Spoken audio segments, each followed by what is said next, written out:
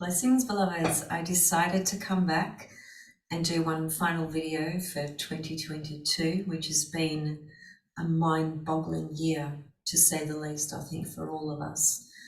I wanted to finish this year by speaking about Venus, because Venus is the beautiful goddess of love, the most beautiful, dazzling light in the sky when we see her. And I just got to thinking about her position at the moment, given that she's now rising as the evening star and we are able to visually see her, which is really important because it speaks to just our own psychological, emotional, spiritual connection to her, actually, relative to the Venus star points in our own chart and just the transiting Venus star point at the moment. And so I was just thinking about a few things there, and namely the aspects that she'll be making over the next couple of weeks, basically till the end of this year, and how to think about those aspects from the point of view of her being an evening star and also her phase. And basically what's happening is this: she is the evening star because we had the ingress of the Libran Venus evening star 22nd of October this year. That was the birth of actually the Libran star point. So quite a phenomenal passageway that will speak to many, many years, of which we won't even be on the planet when she completes that journey. We may have returned though. So that's spectacular within itself, of course, but moving forward, her phase at the moment, being an evening star, it basically places her in what's called a waning phase. And you've probably heard the term waning and waxing, which is in reference to the lunation cycle, right? The sun and moon, the relationship between the sun and the moon. That is the relationship they have to each other as they travel around the zodiac, which is what then shows us the phases of the moon. So, the new moon, the full moon, the gibbous moon, the balsamic moon, etc. There are 8 phases, and those 8 phases belong to a waning phase. The waning phase, the waxing, let's start with the waxing. The waxing phase is the beginning half of the cycle, right? So a new moon, for example, is a waxing phase. It's just where the waxing phase begins, as it were. And a waxing phase is also where the Venus star point, or the position of Venus relative to the Sun-Moon conjunction, would be a morning star. And the waxing phase is consistent with the characteristics of a morning star because waxing takes us out into the world. It's more of an externalized experience. It brings in crisis, conflict, a number of different things, all necessary, for the growth and development, because each phase is fundamentally speaking to an unfoldment of our own personal development based on the any 2 planets we may be looking at, because the concept of phases, aspects, waning and waxing can apply to any 2 planets, but typically we think of the waning moon and the waxing moon, right? So Venus at the moment is in a waning phase relative to her being an evening star.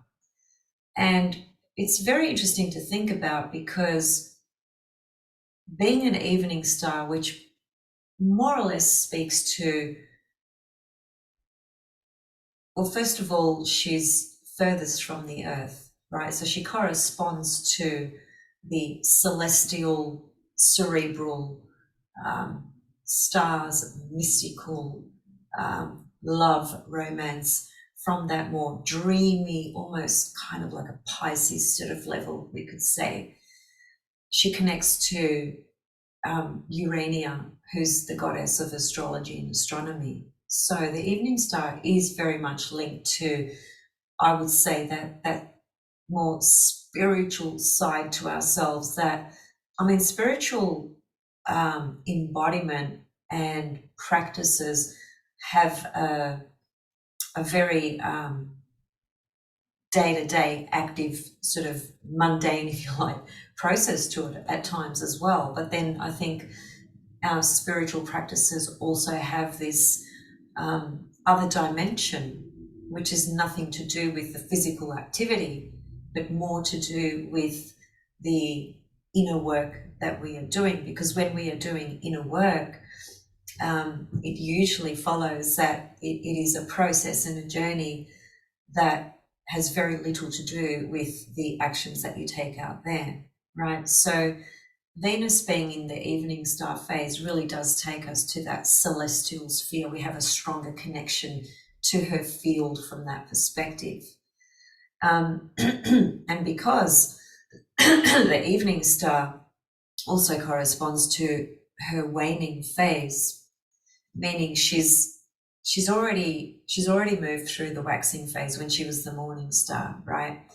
And now she's gotten to it. You need to sort of think about it as the backdrop being the phases of the sun and moon, right? From new moon to full moon, right back to new moon again. There are 8 phases that lie within that. And the waxing phase is from new moon to full moon. And then post full moon, we have a number of phases there that take us right back to the new moon again. So it's a little bit like looking at the chart, the circle, and the lower hemisphere, for instance. That would be like the waning phase, and then the waxing phase would be the other hemisphere, the higher one. So you got a lower one, you got a higher one. It's all very interesting because it's so symbolic as well, you know, that the lower hemisphere being the waxing phase, being the morning star, being that she's closest to the earth, meaning that we are connecting to her energy from that really physical reality sort of level. And then, you know, as she goes into her waning phase and is the evening star, she's on the other side, farthest away from us, connecting to the celestial sphere of things. So I think it's just such a beautiful way to think about that.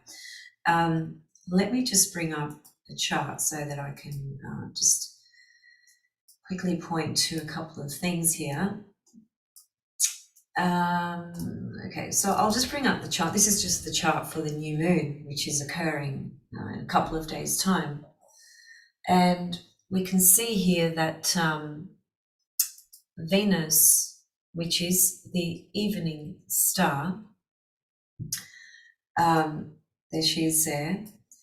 So the morning star Venus always rises before the sun, and the evening star Venus rises after the sun. That's just a side note for you to be able to identify. If you're looking at the sun and Venus over here on the ascendant, which is rising first, that's how you determine her whether she's a morning or an evening star, for instance. So here she is at 16 degrees of Capricorn. Now, this is another dimension that just further enhances these qualities and characteristics of her being a Venus star and her being in the waning phase. The evening star and the waning phase, very simply put, could also be said that it's more of an internal journey. It's an inner, introspective, reflective process and journey of what Venus is experiencing, embodying, understanding, feeling, desiring, thinking about, and so forth. It's very much an inner state, right? That's evening star and that's waning phase. When you look at the cycle of the sun and the moon, and you get to the full moon, post full moon, which then begins the waning phase, those aspects after the full moon and those phases if you look at Dane Rudhyar's work relative to the 8 lunation phases, you'll see very clearly that the waning phases are taking us into dimensions of higher consciousness, actually, and more introspective spaces and fields with how we are working with this energy. From the beginning, from new moon to full moon, there's a birth, new moon, and then there's this process of activating and projecting that energy in a way of taking actions externally, right? That's building us up to the full moon. And then when we have the full moon, what we've been doing, acting on, and so forth is seen, is illuminated. That's the full moon. Then after the full moon, we start to wind down and we start to reflect and we start to close some things and finish some things and rearrange some things based on what came to our awareness during the full moon. They're very different stages in this phasal relationship, right? And so Venus is in this same position, exactly the same position. She's an evening star, which connects to the celestial, cerebral part of our consciousness. And she's in a waning phase, which has much more to do with introspection as opposed to taking action. And I think, again, this is important to think about because as she's forming a trine to Uranus, which she is right now and has been the last couple of days, then she will form a conjunction to Mercury, and then she will form a conjunction to Pluto. Now, these aspects that she's forming, I just need to backtrack. As I was saying, some key words around evening star, pardon me, evening star Venus, waning phase in terms of what phase she's in, which are all pointing to an introspective, reflective journey with Venus. And obviously all Venus things, love, values, the heart, creativity, magnetism, what we are attracting, why we are attracting what we are attracting, how much awareness and consciousness we have over that. You know, Venus is always a mirror. It's Libra mirror. She's showing us what we are seeing, what we are attracting, what we are projecting. And the journey is about understanding why we are attracting, projecting, seeing the things that we are. Remember, Venus is at that psychological level, she's one of the most gifted listeners.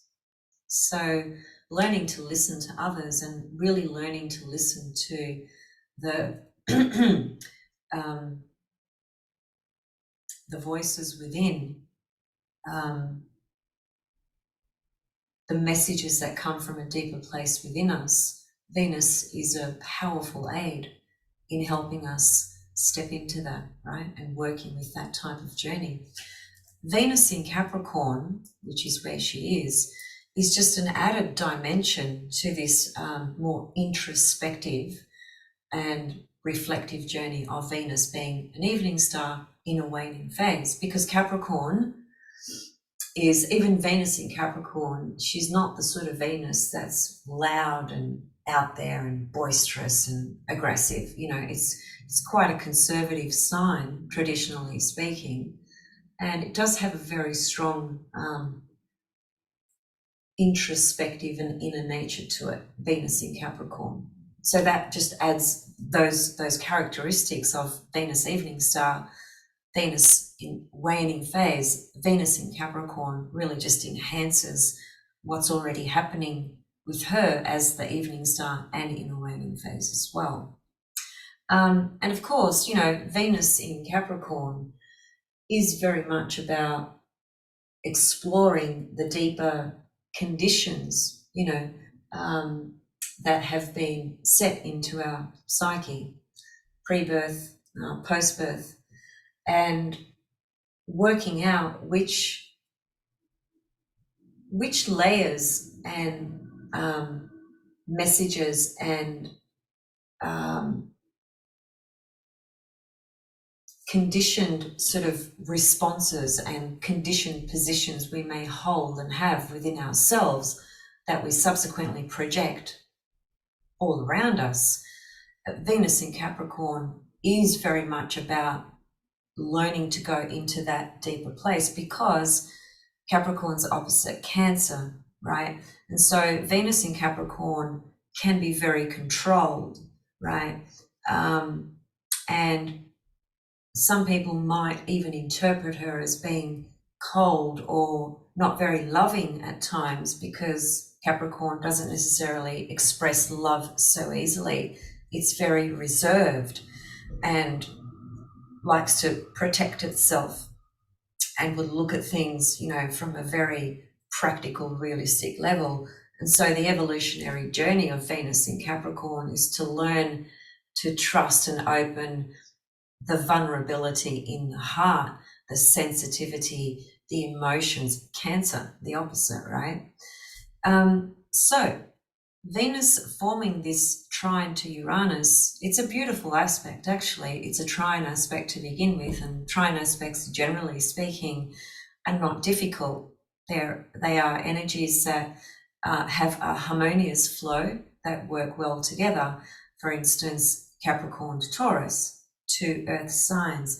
Now again, you know, we have the signature here is earth to earth, right? And earth is a function, just like water, that operates very much from our interior, our inner world, our inner layers, our inner platform, the internal psyche. Whereas air and fire tends to be more external, action-oriented, in different ways, generally speaking. So we have earth emphasized very strongly, which, yes, it is on a practical level. It is about working out the practical things in our life and sorting through those sorts of things. But at a more esoteric, higher level, this practical energy, which is highlighted through Venus in Capricorn, Venus evening star, Venus waning phase, two earth signs, is all pointing to an inward experience. So the trine from Venus to Uranus, Venus-Uranus energy is bizarre, I must admit, and it's not really the most stabilizing force or energy for a stable relationship, right? But it adds a really dazzling type of excitement. You know, it just brings about sudden romance, sudden love, sudden relationship, comes out of the blue in unusual ways, unusual circumstances, you know, things like that, right? Just generally speaking on that very basic level.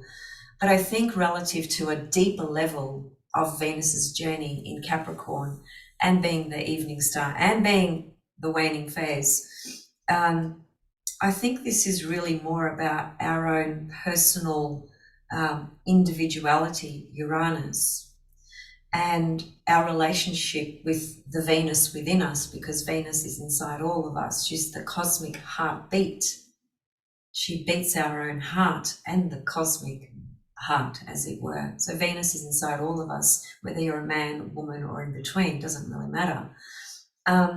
So Venus trine Uranus, even if it's, you know, it's just going to be for a few days, it's a really beautiful portal inviting us into an inner space of working with our own level of authenticity,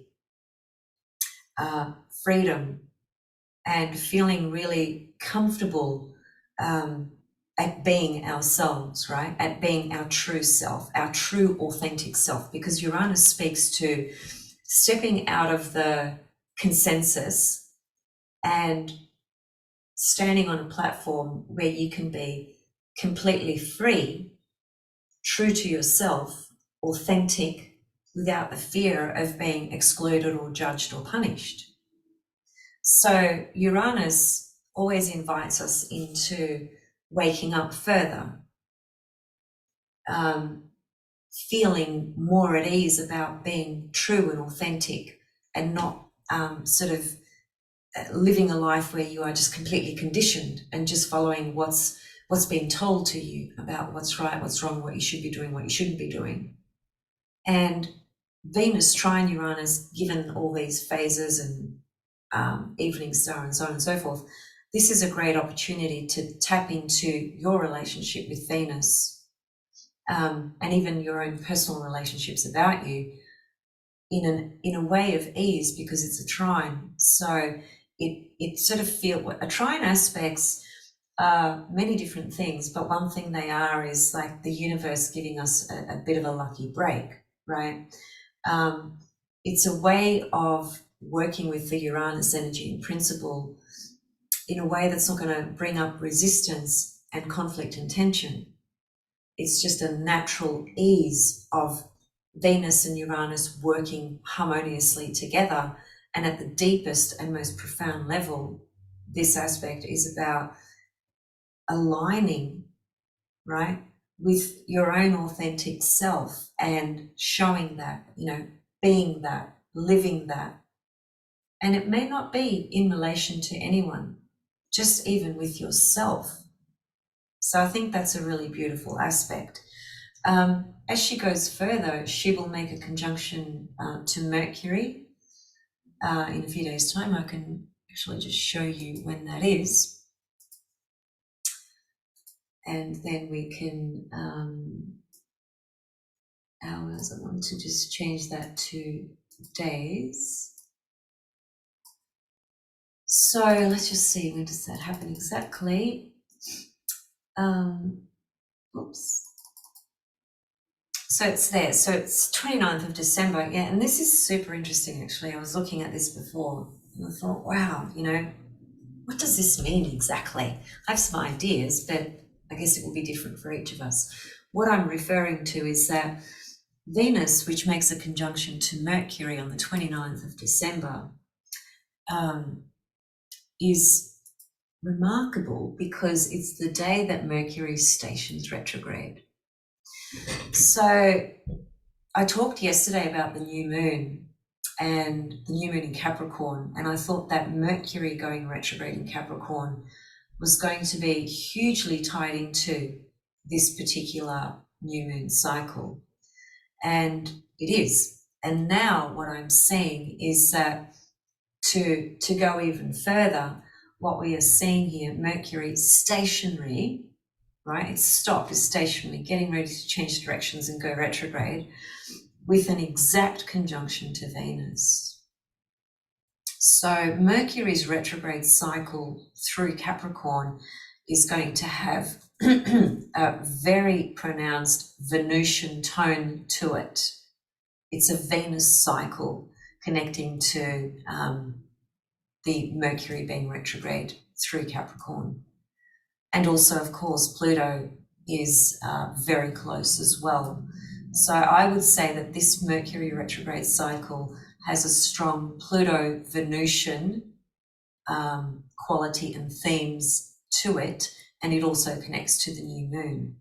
So going back to Venus forming this conjunction to Mercury, which once again, these are very fast-moving bodies.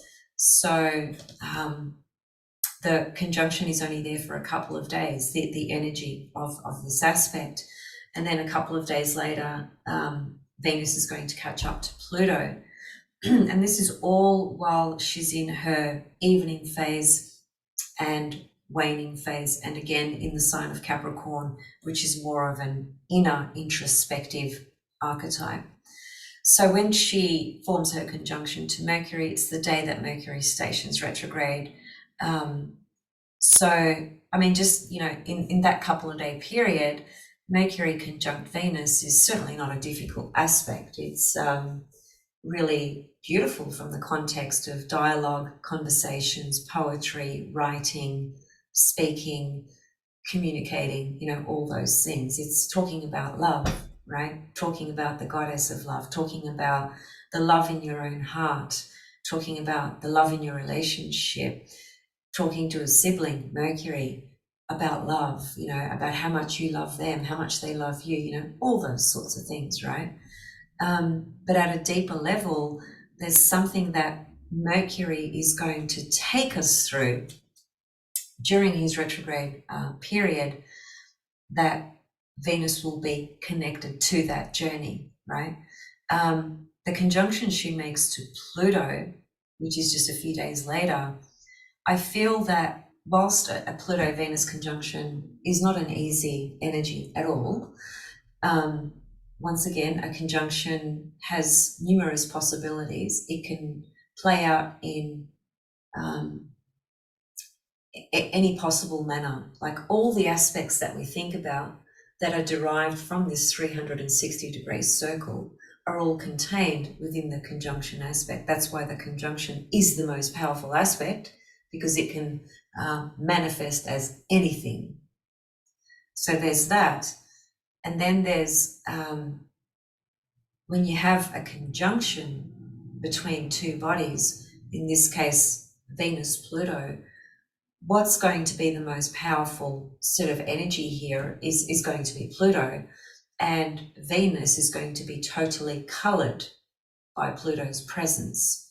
So it's a very Venus-Pluto experience over those few days from an introspective inner level, which can guide us through further transformative work that we are cultivating in the arena of love, whether it's in personal relationships or family or siblings, friends.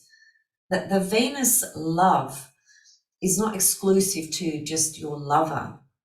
Venus love is the love that we have for anything and everyone, including objects, right? It's just love. Love is love is love. So at a much more deeper level, this Venus-Pluto is really about the exploration, the deep dive into your own self-love.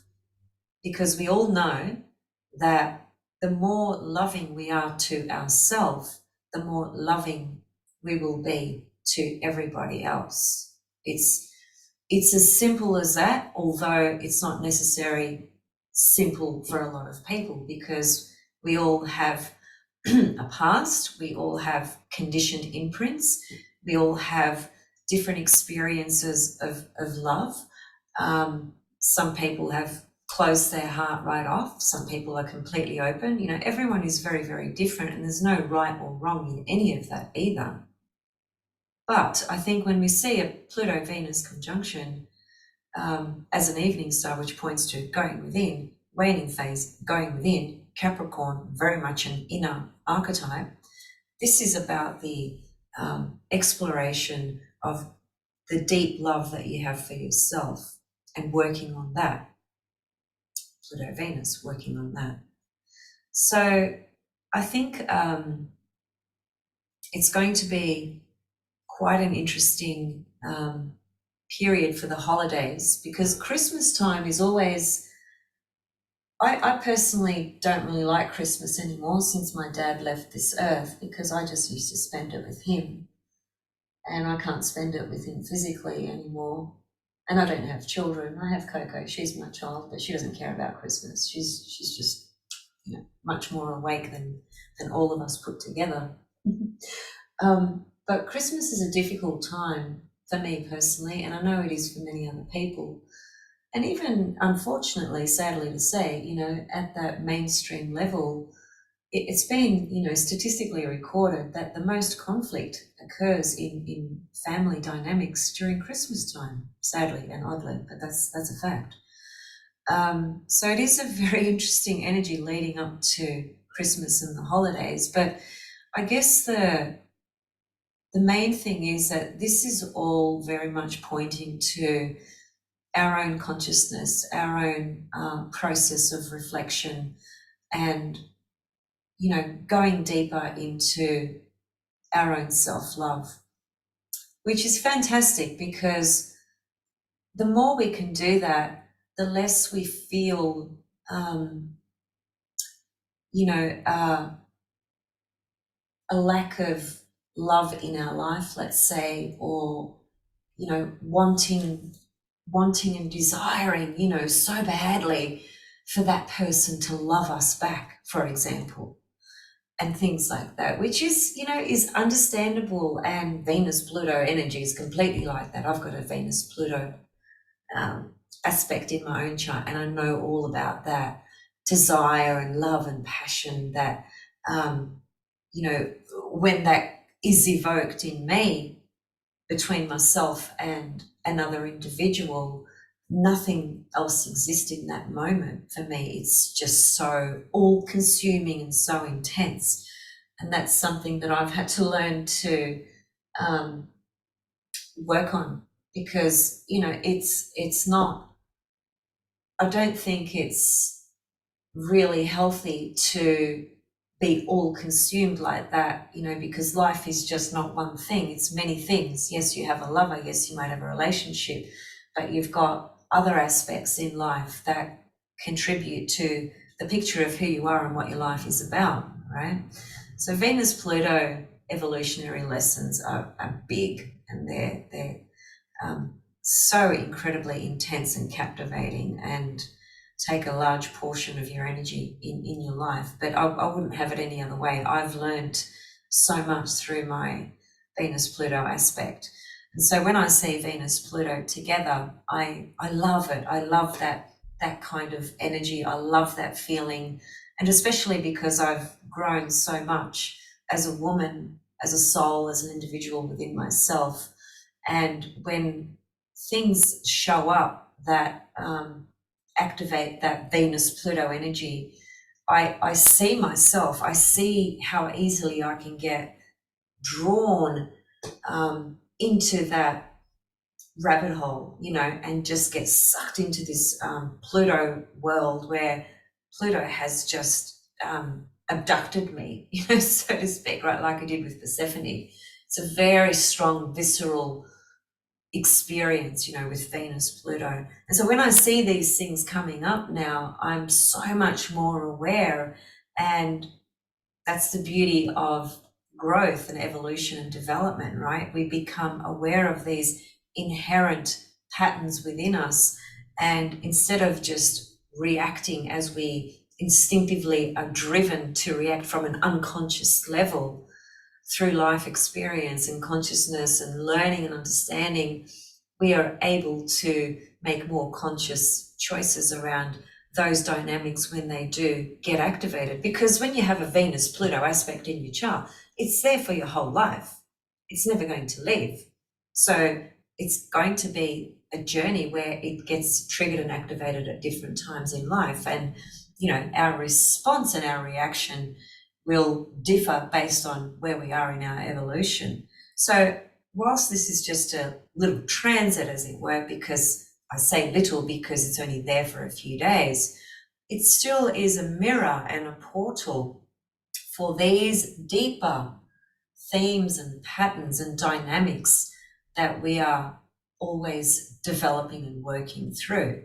And even if you don't have a Venus-Pluto aspect, this is still an opportunity to work on deep self-love and looking at that deeper mirror of yourself. Venus mirror, Pluto, the depth of the soul. So I love these aspects that Venus is forming before she completes her journey in Capricorn, and then by the 3rd of January she's into Aquarius, and I will come back and talk about Venus in Aquarius. And you know what that speaks to and so forth. But we are closing the year with quite a beautiful new moon squaring Jupiter, which is great. Venus is the evening star, forming these really powerful aspects to very powerful planets that all point to how we can more deeply connect to self-love.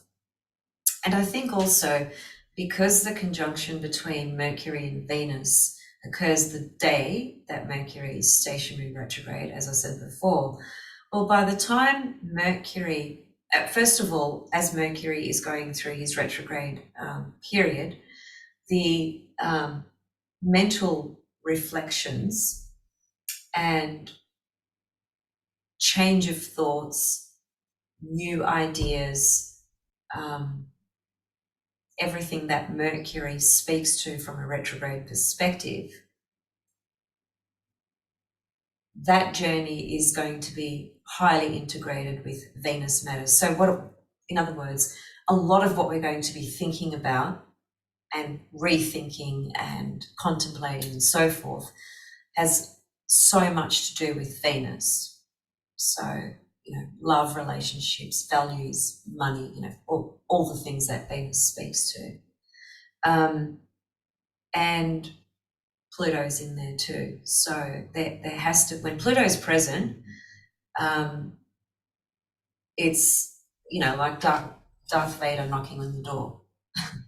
Something has to be released. Something has to come to an end. Pluto inevitably will always point to some kind of ending, whether it's psychological, emotional, physical, spiritual, whatever it is. So Pluto in the mix of Mercury's stationary period and Venus there, I feel that this whole Mercury retrograde cycle is going to have the intensity of Pluto and the deep love of Venus involved. So Mercury is retrograde basically for about 3.5 weeks, 3.5 to 4 weeks.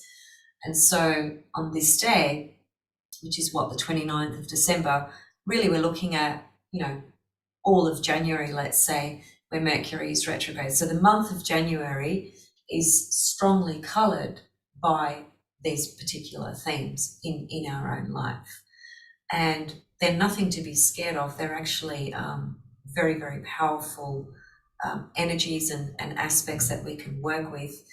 And once again, it's not so much about what we're doing out. It can be, for some people it will be some external type of things, because Capricorn does speak to the conscious construct of our reality, right? So there'll be some changes there, I suspect.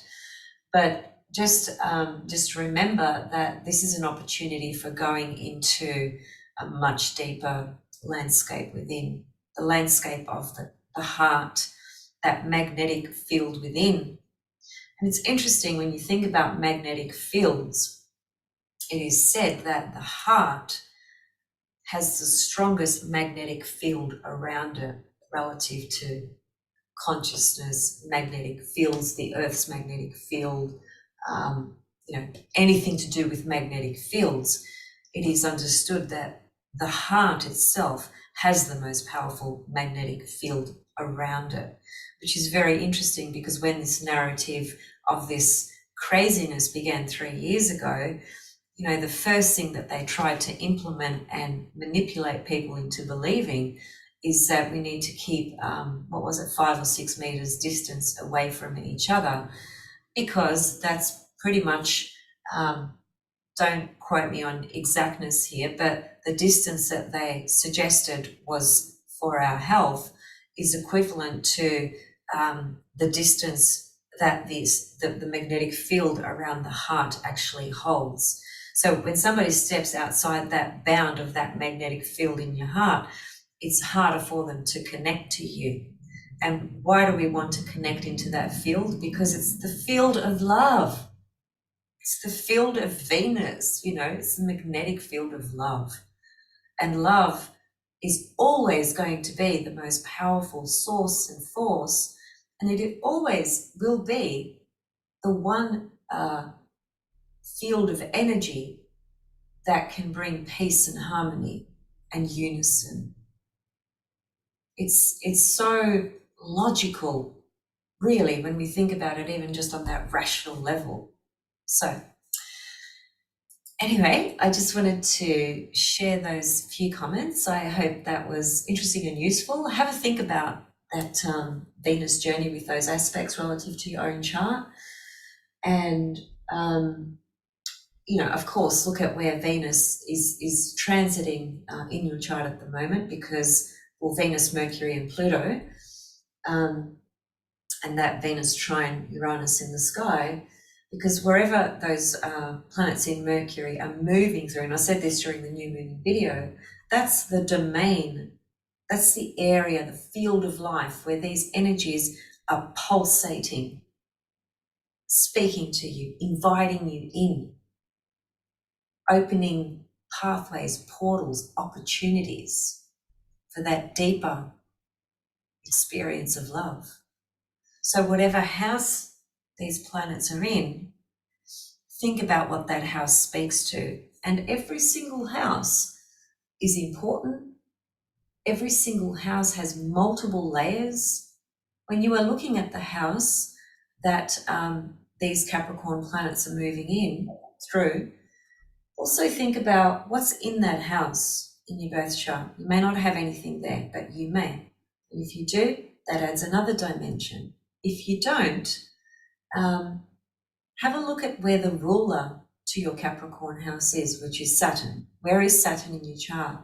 Because wherever Saturn is in your chart, that's also speaking to these Capricorn planets moving through your Capricorn house. The house is one level, the transits is another level, Capricorn is another level, and Saturn, and where he is situated, he, she, I don't want to use gender because people get funny about that, but anyway, let's just say Saturn, wherever Saturn is situated in your birth chart, the house that it's in, it's going to connect in some way to these Capricorn transiting planets through your Capricorn house. So there are always multiple layers to consider, which can really help us build the story and the picture for our own individual journey and self. Okay, once again, Merry Christmas and Happy New Year, although I'll be celebrating New Year on the 21st of March.